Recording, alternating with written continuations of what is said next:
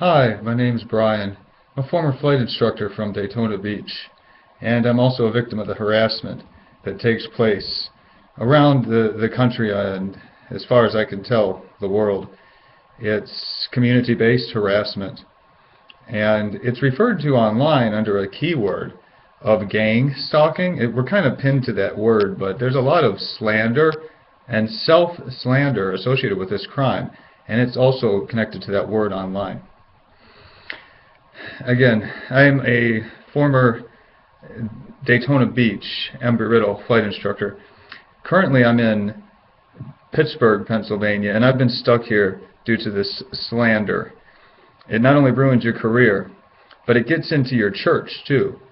My cousin, if you can imagine this, after suffering down south for people who love you, who suffered too, who followed Christ, and laid down their lives for you, even laid down their lives for their country too, and developed training programs so that we can fly and learn how to be free ourselves. As you know, as my flight instructors taught me, and anybody can tell you, is very important. And that all comes through the sacrifice people make in the church. Well, what if your cousin made a come on to you? What if she suddenly came and stood very close to you after you'd suffered down south and started making an obvious come on, motioning towards the altar, swearing by God that she wanted you to carry her to the marriage altar and marry you, your cousin? What would you do? Well, I was about to say, stop being silly, obviously. But my Uncle Mark Connors immediately started the funeral. This got into my heart, and it traumatized me personally.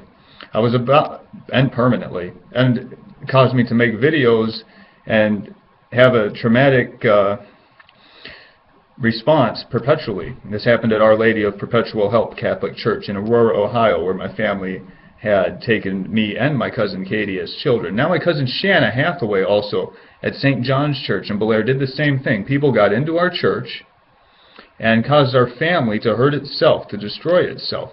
The only way to heal that level of abuse, after you go and do work as a good person's supposed to do, and then somebody does that to you, in a place where as a kid people were always joking, oh, down here we marry our cousins, something they had planned to do to you all along.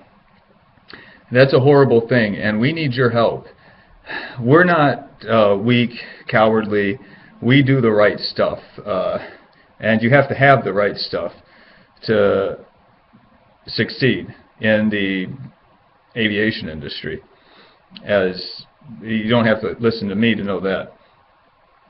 So going through with something that you know your family was made to do to hurt you is the thing that a good man does in Christ. And that's what we need to do, to undo the cutting of the heartstrings, the cutting of the communication that's done to you when they do this sort of thing. So please help us to carry this through so we can get the word out for the rest of the victims down south who are oppressed perpetually about what they do to you and how they slander